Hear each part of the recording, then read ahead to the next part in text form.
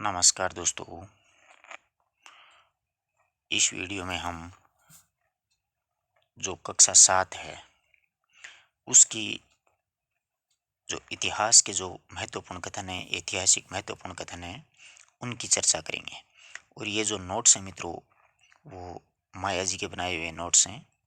तो उन्होंने कहा था कि सर क्यों नहीं यूट्यूब पे डाल दिया जाए ताकि और भी विद्यार्थी लाभान्वित हो सकें।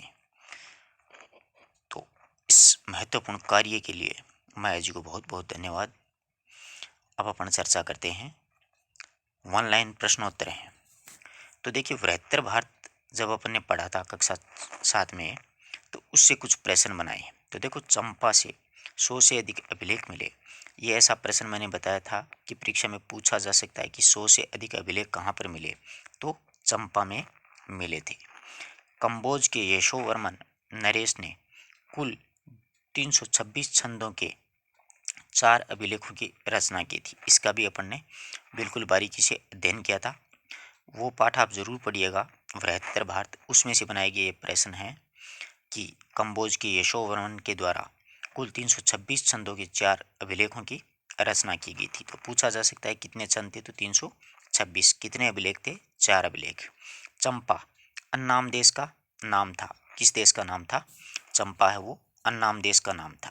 श्याम थाईलैंड को कहा जाता है। वर्तमान का जो थाईलैंड है उसे श्याम कहा जाता है। पेगन का विश्व प्रसिद्ध आनंद मंदिर म्यांमार बर्मा में स्थित है। बहुत अच्छा प्रश्न है। पेगन का विश्व प्रसिद्ध जो आनंद मंदिर है वो म्यांमार बर्मा में स्थित है। अगला कथन काफी महत्वपूर्ण है कि किस इतिहासकार ने यह कहा कि जिन वास्तुकारों ने आनंद मंदिर का नियोजन और निर्माण किया है वह निसंदेह ही भारतीय ही थे। यह मंदिर वर्तमान में भारत में स्थित न होने पर भी भारतीय मंदिर ही है। यह किसके द्वारा कहा गया? तो यह है ड्यूथुरोसाइल के द्वारा। ड्यूथुरोसाइल एक पाश्चात्य इतिहासकार हैं, उनके द्वारा यह बात कही गई है कि आनंद मंदिर का जो नियोजन और निर्माण है वह निसंदेह भारतीय ही है। वो भारत में नहीं होने के बाद में भी आज भी यह मंदिर भारतीय मंदिर ही माना जाता है। यह प्रश्न तो कई बार पूछा जाता है कि अंगकोरवाट का प्रसिद्ध मंदिर, विष्णु का जो प्रसिद्ध मंदिर है कहाँ पर है? कंबोडिया में। बहुत बार आता है ये प्रश्न। अंगकोरवाट का प्रसिद्ध विष्णु मंदिर कहाँ पर है? तो ये कंबोडिया में है। और ये भी पूछा जा सकता है कि अंगकोरवाट का प्रसिद्ध मंदिर किस भगवान का है? तो विष्णु भगवान का है। ये बात भी ध्यान में रखिए, और कंबोडिया में स्थित है। अगला देखिए, बोरोबुदूर मंदिर जो कि 750 से 850 ईस्वी के बीच में शैलेंद्र वंश के शासकों के संरक्षण में बना था, वो कहाँ पर स्थित है? बोरोबुदूर मंदिर है वो जावा में स्थित है। कहाँ पर स्थित है? जावा में स्थित है। ये वन लाइन प्रश्नोत्तर हैं। पाठ पढ़ा हुआ तो बड़ा आनंद आता है इन प्रश्नों को करने में। वृहत्तर भारत के दौरान लोरो जंगरंग नाम का मंदिर वर्तमान में किस स्थान पर स्थित है?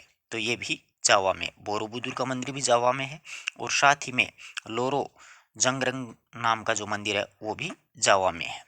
वयंग, तो देखिए वयंग जावा में नाटक का लोकप्रिय रूप छाया नाटक है, उसे क्या कहा जाता है? वयंग कहा जाता है। कि नाटक का लोकप्रिय छाया रूप क्या कहलाता है? तो वयंग कहलाता है।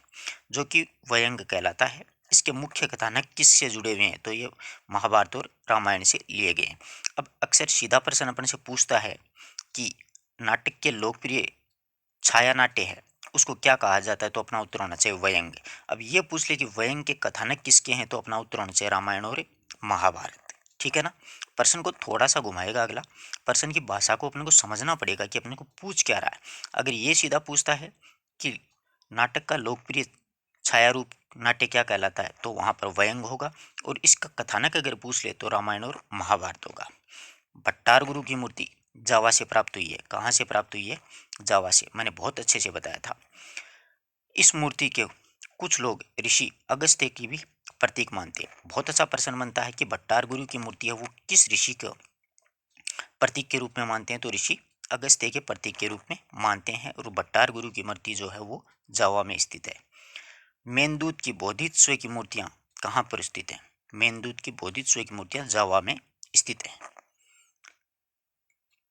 किस शासक के 486 छंदों के अभिलेख प्राप्त हुए हैं? तो ये राजेंद्र वर्मन के 486 छंदों का एक अभिलेख है, वो प्राप्त हुआ है।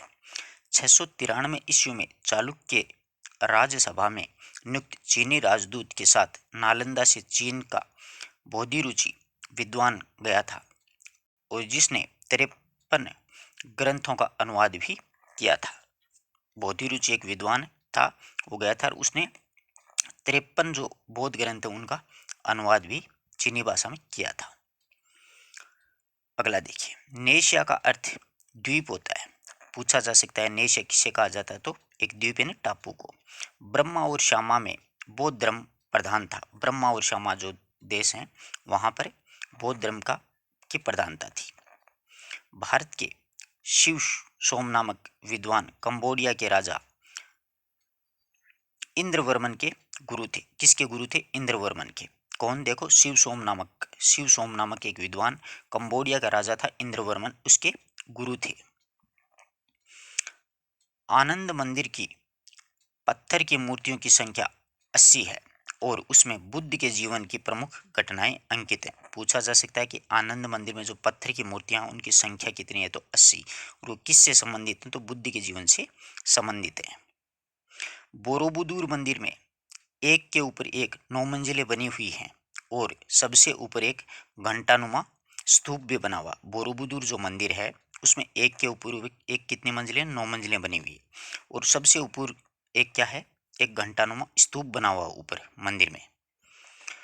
बोरोबुदूर मंदिर में मूर्तियों की पंक्ति कुल 11 है। कितनी श्रृंखलाएं हैं? कुल 11 श्रृंखलाएं हैं और कुल संख्या लगभग इनकी कितनी है? 1500। बोरोबुदूर मंदिर में मूर्तियों की जो पंक्तियों की जो संख्या है वो तो 11 है, बल्कि कुल जो संख्या है वो मूर्तियों की 1500 है। जयदेव की कृति का क्या नाम है? रचना का गीत गोविंद। दक्षिण भारत का राजवंश चालुक्य पुष्यभूति वंश में कौन कौन से राजा हुए थे? वर्धन वंश की स्थापना पुष्यभूति वर्धन ने की थी। हर्षवर्धन, राज्यवर्धन और ये पुष्यभूति वर्धन। हर्षवर्धन ने अपनी नई राजधानी कन्नौज को बनाया था और कन्नौज में एक विशाल धर्म सम्मेलन का आयोजन भी वो किया करता था। हर्षवर्धन था, उसने अपनी नई राजधानी कन्नौज को बनाया, वहाँ पर एक धर्म सम्मेलन है वो भी करता था। ये सम्मेलन 23 दिनों तक चलता था। पूछा जा सकता है कितने दिनों तक, तो 23 दिनों तक यह सम्मेलन है वो चलता था। हर्षवर्धन प्रत्येक 5 साल के अंतराल के बाद में प्रयाग में भी एक सभा का आयोजन किया करता था, वहाँ पर दान दक्षिणा दिया करता था। तो देखो, धर्म सम्मेलन की बात करें तो कहाँ पर करता था? कन्नौज में। और प्रयाग में एक धर्म सभा का आयोजन किया करता था, यानी दान दक्षिणा वहाँ पर दिया करता था प्रत्येक 5 साल के बाद में। ये सभा 643 ईस्वी में हुई थी। इस सभा को मेल परिषद या मोक्ष परिषद, इस सभा को क्या कहा जाता था? मोक्ष परिषद कहा जाता था। यानी प्रयाग में जो सभा करता था उसे मोक्ष परिषद कहते थे। वहां पर दान दक्षिणा हर्षवर्धन किया करता था। हर्षवर्धन के द्वारा रचित ग्रंथ भी पूछे जा सकते हैं, तो रत्नावली है, प्रियदर्शिका है और नागानंद है। ये 3 ग्रंथों की रचना हर्षवर्धन के द्वारा की गई थी, रत्नावली, प्रियदर्शिका और नागानंद। जयदेव ने अपने ग्रंथ गीत गोविंद में कहा है कि हर्ष भी एक महाकवि था जो कि कालिदास और भास की भांति रचनाएं लिखता था। ये बात जयदेव के द्वारा गीत गोविंद रचना में कही गई कि हर्ष भी एक महाकवि था जिसने कालिदास और भास की भांति नाटक या रचनाएं लिखी हैं। नालंदा विश्वविद्यालय में 3 पुस्तकालय थे। देखो, रत्नसागर, रत्नादि और रत्नरंजक, ये पुस्तकालयों के नाम है। पूछा जा सकता है कि निम्न में से कौन सा नालंदा विश्वविद्यालय का पुस्तकालय है या नहीं है, तो रत्नसागर, रत्नादि और रत्नरंजक। हर्ष का साम्राज्य प्रांतों में, भुक्तियों में, विषय में, ग्राम में आदि इकाइयों में बंटा हुआ था। किस किस में था? प्रांत, भुक्तिया, विषय, ग्राम। सबसे छोटी इकाई ग्राम थी। हर्ष के समय में 3 प्रकार के कर लगे थे, एक तो भाग, दूसरा हिरण्य और एक बलिकर। हर्ष के शासनकाल में ह्वेनसांग भारत आया था। चीनी यात्री था ये ह्वेनसांग। ये किसके शासनकाल में आया था? हर्षवर्धन के शासनकाल में भारत में आया था। पराक्रमी शासक पुलकेशन द्वितीय ने चालुक्य राजवंश से संबंधित माना जाता है। ये किससे संबंधित था? किस राजवंश से संबंधित था? चालुक्य राजवंश से संबंधित था पुलकेशन द्वितीय। राष्ट्रकूट राजवंश की स्थापना दंतिदुर्ग के द्वारा की गई थी। ये प्रश्न बहुत महत्वपूर्ण है। ऐसे प्रश्न अक्सर परीक्षा में पूछे जाते हैं कि राष्ट्रकूट राजवंश की स्थापना किसने की, तो दंतिदुर्ग ने। पुलकेशिन द्वितीय किस वंश से संबंध रखता था, तो चालुक्य वंश से। चोल शासक आदित्य प्रथम ने पल्लवों को हराकर उनकी राजधानी कांची पर अधिकार कर लिया था। चोल शासक आदित्य प्रथम था, उसने पल्लवों की राजधानी थी कांची, उस पर अधिकार कर लिया था। पल्लव वंश का शासक महेंद्र वर्मन चालुक्य नरेश पुलकेशिन द्वितीय से पराजित हुआ था। पल्लव वंश का शासक महेंद्र वर्मन था, वो चालुक्य नरेश जो अपने ऊपर पड़ा था पुलकेशिन द्वितीय से पराजित हो गया था। राष्ट्रकूट वंश के शासक कृष्ण तृतीय, ध्रुव, गोविंद और अमोघवर्ष थे। ये राष्ट्रकूट वंश के शासक थे। कृष्ण तृतीय था और ध्रुव था, गोविंद था और अमोघवर्ष था। गीत गोविंद तो जयदेव की रचना है। 753 ईस्वी में राष्ट्रकूटों से पराजित होकर के चालुक्य ने 973 ईस्वी में पुनः अपना राज्य स्थापित किया और राजधानी कल्याणी को बनाया था। 753 ईस्वी की बात है कि राष्ट्रकूटों से पराजित होकर के चालुक्यों ने 993 ईस्वी में पुनः अपना साम्राज्य स्थापित कर लिया और अपनी राजधानी कल्याणी बनाया था। राष्ट्रकूट वंश का राज्य नर्मदा नदी के दक्षिण से कृष्णा नदी तक फैला हुआ था। अच्छा प्रश्न बनता है कि चालुक्य वंश का जो राज्य है वो कहाँ से कहाँ तक था, तो नर्मदा नदी के दक्षिण से कृष्णा नदी तक फैला हुआ था। यह बृहत्तर भारत के हैं सारे राजवंश। चोल वंश का राजा कृष्ण और चोल वंश का जो राज्य था वो कृष्णा नदी और कावेरी नदियों के बीच समुद्र तट तक स्थित था, यानी कृष्णा और कावेरी दोनों नदियों के मध्य का जो भाग था वो चोल वंश का साम्राज्य था। चोल वंश का सबसे प्रतापी शासक राजेंद्र प्रथम था। सबसे प्रतापी शासक कौन था, राजेंद्र प्रथम। राजेंद्र प्रथम ने उपाधि धारण की थी गंगकोट, अर्थात गंगा का विजेता, यानी गंगा तक के क्षेत्र को इसने जीत लिया था। पल्लव राजवंश के द्वारा राज्य के विभाजन की प्रशासनिक व्यवस्था में सम्मिलित इकाई राष्ट्र, कोटम और ग्राम थी। अब देखो, पल्लव राजवंश के द्वारा राज्य के विभाजन की जो इकाइयां थी, पहले था राष्ट्र, फिर कोटम और फिर ग्राम, सबसे छोटी इकाई थी। वातापी का प्रसिद्ध विरूपाक्ष मंदिर है जो वो दक्षिणी भारत के चालुक्य वंश के द्वारा बनाया गया था। वातापी के विरूपाक्ष का मंदिर का निर्माण चालुक्य राजाओं ने करवाया था। गुर्जर प्रतिहार वंश का प्रतापी शासक मिहिर भोज था। गढ़वाल उत्तर भारत का राजवंश था, इसका संस्थापक चंद्रदेव था। गढ़वाल वंश का संस्थापक चंद्रदेव था और जयचंद भी इसी में हुआ था। किल्होन ने चौहान राजवंश के प्रसिद्ध शासक विग्रहराज चतुर्थ के लिए यह कहा है कि ये उन विद्वानों में था जो कि कालिदास और भवभूति को छोड़ सकता था। किलहोर्न एक पाश्चात्य इतिहासकार थे। उन्होंने चौहान वंश के प्रतिष्ठित शासक जो कि विग्रहराज चतुर थे, जिन्होंने संस्कृत पाठशाला का निर्माण किया था और कुतुबुद्दीन ऐबक के द्वारा उसे 2.5 दिन के झोंपड़े में तब्दील कर दिया, वो हैं विग्रहराज चतुर। बिसुलदेव नाम था इनका मूल। उनके बारे में कहा है कि उन विद्वानों में थे विग्रहराज चतुर जो कालिदास और भवभूति की होड़ कर सकते थे, क्योंकि इन्होंने ललित विग्रहराज नाम करके एक नाटक भी लिखा था विग्रहराज चतुर्थ ने। इसके विग्रहराज चतुर्थ के दरबार में कई विद्वान प्राश्रय पाते थे। पृथ्वीराज चौहान तृतीय ने 1882 में चंदेल शासक परमर्दी देव को पराजित किया था। किसको? चंदेल शासक परमर्दी देव को इन्होंने पराजित किया था। और आलय और उदल जो अपन पढ़ते हैं वो परमर्दी देव के ही 2 सेनापति थे। गुहिल राजवंश की स्थापना गुहिलादित्य के द्वारा की गई थी मेवाड़ में। सोलंकी वंश के समय में मोहम्मद गजनवी के द्वारा सोमनाथ मंदिर पर आक्रमण किया था। यह सोमनाथ मंदिर गुजरात में स्थित है। पाल वंश के काल में विक्रमशिला विश्वविद्यालय की स्थापना हुई थी। अच्छा प्रश्न है, किसके शासनकाल में विक्रमशिला विश्वविद्यालय की स्थापना हुई? तो पाल वंश के शासनकाल में विक्रमशिला विश्वविद्यालय की स्थापना है वो हुई थी।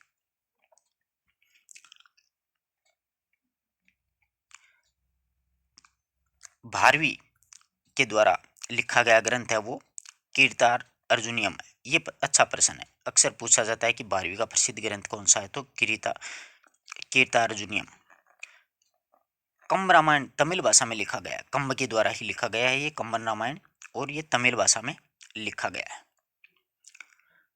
भारत में गोरी का अंतिम अभियान खोखरों के विरुद्ध 1206 ईस्वी में था। मोहम्मद गोरी जो था, जिसे पृथ्वीराज चौहान पराजित हुए थे, तो मोहम्मद गोरी का अंतिम जो अभियान है वो खोखरों के विरुद्ध 1206 ईस्वी में था। भारत में सल्तनत राज के दौरान राजवंशों का क्रम जो है वो ममलूक वंश, खिलजी वंश, तुगलक वंश, सैयद वंश और लोधी वंश था। ये वंशज भी याद रखिएगा, परीक्षा में पूछे जा सकते हैं। ठीक है ना। हम्मीर रासो जोध राज के द्वारा लिखा गया था और ये जो हम्मीर रासो है वो रणथंबोर के शासक हम्मीर देव चौहान की प्रशंसा में लिखा गया था। नीचे आप देखिएगा, हम्मीर देव चौहान गद्दी पर बैठा था 1282 में। इसने भीम रस के शासक अर्जुन को पराजित किया, मेवाड़ के शासक समर सिंह को भी पराजित किया। इन्होंने अनेक राजा थे उनको पराजित किया और उसके बाद में इन्होंने एक अश्वमेध यज्ञ भी करवाया था। खिलजी वंश का शासक अलाउद्दीन खिलजी हम्मीर देव चौहान पर 2 बार आक्रमण किया था। अलाउद्दीन खिलजी ने हम्मीर देव चौहान पर 2 बार आक्रमण किया था। रणथंबोर अभियान के दौरान अलाउद्दीन खिलजी का सेना नायक नुसरत खां मारा गया था।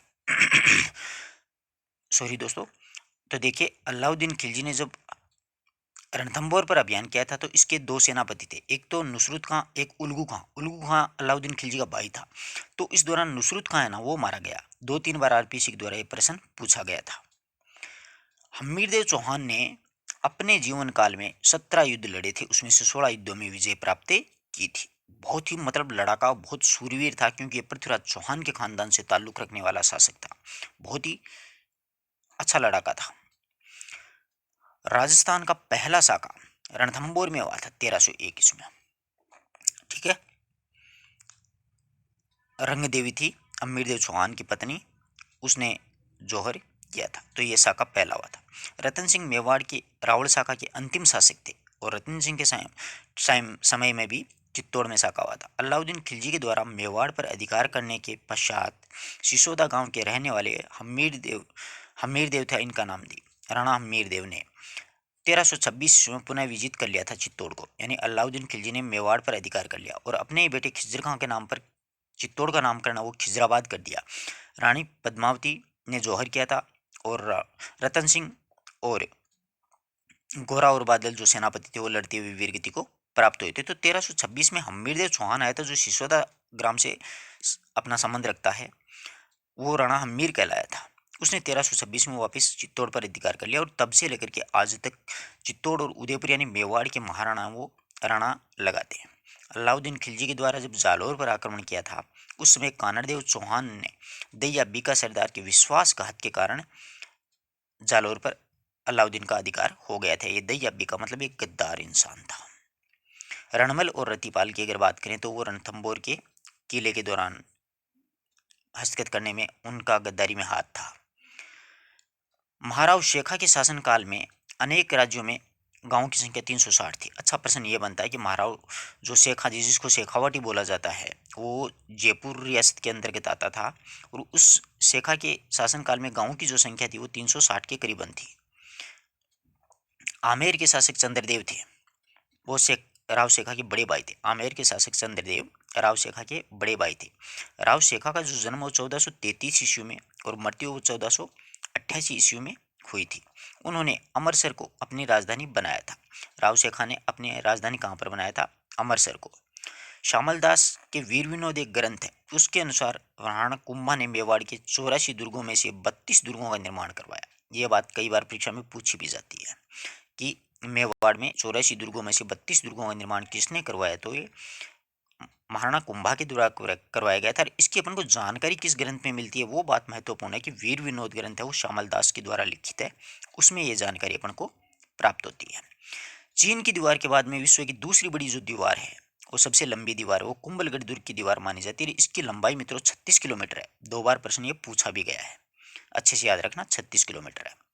महाराणा कुंभा ने 1437 में सारंगपुर का युद्ध मालवा के मोहम्मद खिलजी फर्स्ट सुल्तान के साथ में किया था और उसको उस युद्ध में बंदी भी बना लिया था। और इसी युद्ध के उपलक्ष्य में महाराणा कुंभा ने एक विजय स्तंभ का निर्माण है वो भी करवाया था जो चित्तौड़ में है, 9 मंजिला ऊंचा है।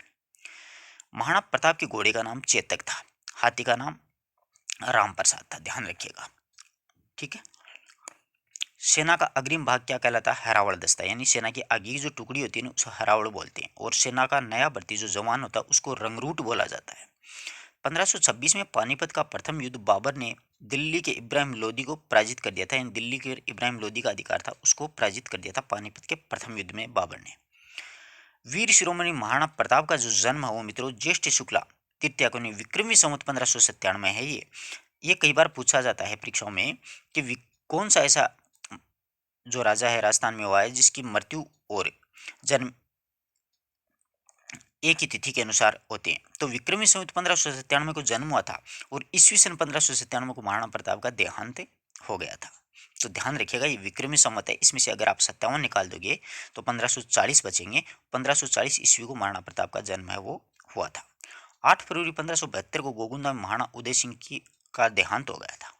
महाराणा प्रताप की उम्र उदय सिंह के देहांत के समय 32 वर्ष की आयु में राज्याभिषेक हुआ था महाराणा प्रताप का, यानी गबरू जवान थे महाराणा प्रताप। हल्दीघाटी का युद्ध 18 जून 1576 ईस्वी को गोपीनाथ के अनुसार महाराणा प्रताप की साइड से लड़ने वाले मुख्य सेना नायक थे भीम सिंह ठोडिया, राम सिंह मेड़तिया और सहमसा तंवर। और ये मुख्य मुख्य लड़ाके थे। भीम सिंह ठोडिया था, राम सिंह मेड़तिया था, समस खां तंवर था और एक हकीम खां सूरवी था। महाराणा प्रताप की तरफ से हरावल दस्ते में चुंडावतों के साथ अग्रिम पंक्ति में हकीम का सूर था, यानी हरावल दस्ते का नेतृत्व कौन कर रहा था महाराणा प्रताप की सेना का, तो वो कर रहा था हकीम का सूर। चंदावल घाटी में मुहाने पर राणा पूंजा के नेतृत्व में भील लोग अपने स्थान पर डटे हुए थे। चंदावल जो घाटी है उसके मुहाने पर राणा पूंजा था एक, उसके नेतृत्व में भील लोग डटे हुए थे। महाराणा प्रताप की साइड से किशनदास, भीम सिंह डोडिया, रामदास मेड़तिया, झालामान, झालाबिद्दा, राम सिंह तंवर, मान सिंह सोनगरा, जयमल मेड़ता, जैसाचारण, गोपीनाथ राजपुरोहित ने भी इसमें साथ दिया था। ये मुख्य मुख्य अच्छे सेनापति, अच्छे लड़ाके थे, इनके अधीन मतलब सेना थी महाराणा प्रताप की साइड में। ये अच्छे कुशल शूरवीर लड़ाके ये शामिल थे। ये कई बार नाम आता है झालाबिद्दा, झालामान, ये किसके साथ में लड़े थे। और झालामन्ना जो था वो महाराणा सांगा की सेना में साथ दिया था महाराणा सांगा को खानवा के युद्ध में। ठीक है। चेतक की समाधि बिलीचा गांव में बनी हुई है जो कि राष्ट्रमंद में स्थित है। महाराणा प्रताप ने हल्दी घाटी के युद्ध में मुगल सेना के बहलोल खान पठान जो था उसके घोड़े से 2 टुकड़े कर दिया। यानी महाराणा प्रताप ने इतना खतरनाक जबरदस्त वार किया था मित्रों कि उसमें क्या हुआ कि मुगल सेना का जो सेनापति था बहलोल खान पठान, उस पर एक ही वार से क्या है कि बहलोल का पठान तो मरा ही मरा, उसके साथ बहलोल का पठान को मारते मारते मतलब घोड़े को भी फाड़ डाला महाराणा प्रताप ने। इतना खतरनाक, इतना जोशीला वार किया था प्रताप ने, मजा आ गया होगा उस जमाने में किसी ने देखा हो तो। हाँ, झालामान जो था उसने महाराणा प्रताप का मुकुट धारण कर लिया था। ये अच्छा प्रश्न बनता है कि हल्दी घाटी के युद्ध में महाराणा प्रताप का जो राज्य चिन्ह वो किसने धारण किया, तो झालामान ने धारण किया था। ठीक है। हल्दी घाटी के युद्ध के बाद अकबर ने प्रताप को पकड़ने के लिए शाहबाज खां के नेतृत्व में 3 बार अभियान भेजा। यह प्रश्न 3 बार परीक्षा में आ चुका है कि शाहबाज खां को महाराणा प्रताप को पकड़ने के लिए अकबर ने कितनी बार भेजा, तो 3 बार भेजा था शाहबाज खां को, परंतु महाराणा प्रताप को पकड़ नहीं सका था। 1582 में दिवेर के युद्ध में महाराणा प्रताप की विजय की पुनः शुरुआत हो गई थी, यानी दिवेर के का युद्ध हुआ था जिसे मेवाड़ का मैराथन भी कहा जाता है। हल्दी घाटी के युद्ध को मेवाड़ की थर्मोपोली। तो इस दिवेर के युद्ध में महाराणा प्रताप के साथ में उसका बेटा भी था अमर सिंह। उसने एक अकबर का चाचा था सुल्तान खां, उस पर इतना जबरदस्त वार किया था कि भाले सहित मतलब उसका चाचा और साथ में घोड़ा वो एक स्टेचू की तरह हो गया। मतलब ऐसे जैसे देखो ये घोड़े पर उसका चाचा सुल्तान खां बैठा, तो अमर सिंह ने इधर से वार किया, इधर से ये भाला बीच के निकल गया था दोनों को, मतलब एक स्टेचू बना दिया था दोनों का। इतना जबरदस्त वार किया था, अमर सिंह भी कम नहीं था। आगे देखो, कर्नल जेम्स स्टोर ने दिवेर के युद्ध को मेवाड़ का मैराथन कहा है। दिवेर के युद्ध में मुगलों की ओर से सुल्तान खां मारा गया था, जो कि मैं आपको स्टोरी बता चुका हूँ। अकबर ने प्रताप के विरुद्ध अंतिम अभियान 1584 में जगन्नाथ कछुआ के नेतृत्व में भेजा। ये जगन्नाथ कछुआ है वो भी मारा भी गया था मांडलगढ़ में। मेवाड़ की शरण स्थली कुंभलगढ़ को कहा जाता है। मेवाड़ की शरण स्थली किसे कहा जाता है, कुंभलगढ़ को। और मित्रों, मारवाड़ की शरण स्थली किसे कहा जाता है, इस प्रश्न का जवाब आप कमेंट बॉक्स में दीजिएगा ताकि पता चले कि आपने अध्ययन किया है राजस्थान इतिहास का। तो मारवाड़ की शरण स्थली किसे कहा जाता है और मेवाड़ की शरण स्थली कुंभलगढ़ को कहा जाता है। प्रताप की मृत्यु 19 जनवरी 1597 ईस्वी को 57 वर्ष की आयु में 1585 के बाद राजधानी चाउंड को बनाया था, यानी चाउंड में इनकी मृत्यु हो गई थी महाराणा प्रताप की। वहाँ पर एक केजरी बांध है, वहाँ पर महाराणा प्रताप को अंतिम संस्कार किया गया था। ठीक है। मेवाड़ की संकटकालीन जो आपातकालीन राजधानी है वो चावंड थी। प्रताप की समाधि है वो बारडोली गांव में बनी हुई है। 8 खंभों की वहां पर छतरी है। ठीक है। महाराणा प्रताप ने विश्व वल्लभ नामक नाम से वृक्ष आयु विज्ञान ग्रंथ की रचना भी की थी। महाराणा प्रताप ने विश्व वल्लभ, ये अच्छा प्रश्न बनता है, बहुत ही कम पुस्तकों में देखने को मिलता है। तो विश्व वल्लभ नाम से एक वृक्ष आयुर्विज्ञान नामक एक ग्रंथ की रचना भी करवाई थी। व्यवहार आदर्श जैसा ग्रंथ लिखवाया था। एक व्यवहार आदर्श जैसा ग्रंथ, एक विश्व वल्लभ नामक ग्रंथ लिखवाया था। संस्कृत विद्वान पंडित चक्रपाणि मिश्र महाराणा प्रताप के दरबार में प्रसिद्ध विद्वान रहते थे। चक्रपाणि मिश्र इनका नाम। पूछा जा सकता है कि महाराणा प्रताप के राज दरबार में कौन पंडित रहते, तो चक्रपाणि मिश्र। प्रताप के संरक्षण में राज्याभिषेक पद्धति लिखी गई थी। एक राज्याभिषेक पद्धति ग्रंथ भी लिखे गया था। एक नसरुद्दीन जैसे चित्रकार भी महाराणा प्रताप के राजकाल में रहते थे। वो 6 राग और 36 रागनियों के ध्यान चित्र बनवा करके चावंड शैली को जन्म दिया था। चावंड शैली महाराणा प्रताप के राज्यकाल में भी पुष्पित और पल्लवित हुई थी और नसरुद्दीन जैसे इसके प्रमुख चित्रकार थे। अमर सिंह का समय चावंड शैली का स्वर्ण युग माना जाता है। जोधपुर के महाराजा राज सिंह ने अनारा बेगम के प्रभाव से आकर के अमर सिंह को अपना उत्तराधिकारी घोषित नहीं किया था। अमर सिंह जिसने शाहजहां के साले एक सुहेल खां था उसको भरे दरबार में कटार से मार दिया था, उस अमर सिंह की बात कर रहा हूँ, नागौर वाले की। इनके पिताजी थे गज सिंह। ये अमर सिंह कहते कि मतलब उखड़ स्वभाव के थे, बड़े गुस्से परिवर्ती के आदमी थे। मतिरे की राड़ इन्होंने की थी और इस युद्ध में ये विजय भी हुए थे। तो राज सिंह जो थे, गज सिंह जो थे, उसने एक अनारा बेगम के प्रभाव में आकर के जसवंत सिंह को राजा बना दिया और अमर सिंह को उत्तराधिकारी नहीं घोषित किया था। आगे देखिए, अमर सिंह राठौर ने शाहजहां के दरबार में सलामत खां, मैंने आपको बताया था ना अभी, सलामत खां की हत्या कर दी थी। वो इसलिए कर दी थी कि शाहजहां ने एक बार अमर सिंह को दरबार में उपस्थित होने के लिए कहा।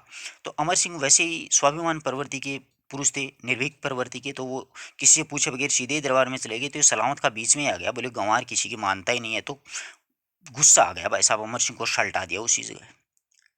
दुर्गादास राठौड़ का जन्म 1638 में सालवा गांव में हुआ था। दुर्गादास राठौड़ ने अजीत सिंह को बचाया था औरंगजेब के चंगुल से। महाराजा जसवंत सिंह की मृत्यु 1678 में जमरूद में हो गई थी। दुर्गादास राठौड़ के द्वारा अजीत सिंह को औरंगजेब के द्वारा दिल्ली में कैद से बचा करके सिरोही के कालिंद्री गांव में जयदेव के घर में रखा और उस समय सिरोही का शासक महाराणा वेरीसाल था। सिरोही का शासक कौन था? महाराणा वेरीसाल। और मेवाड़ का शासक राज सिंह था, उन्होंने भी अजीत सिंह को संरक्षण प्रदान किया था। दुर्गादास राठौड़ ने औरंगजेब के विरुद्ध राठौड़ सिसोदिया गुट का निर्माण किया और उस समय सिसोदिया शासक महाराणा राज सिंह थे। ठीक है। औरंगजेब ने पुनः जजिया कर 1679 ईस्वी में जजिया कर लगा दिया, जो अकबर ने बंद किया था और औरंगजेब ने वापस लगा दिया। दुर्गादास राठौड़ अंतिम वर्षों में उज्जैन में रहे थे। उज्जैन की क्षिप्रा नदी के किनारे दुर्गादास राठौड़ का देहांत हुआ था। वहां पर आज भी इनकी छतरी बनी हुई है।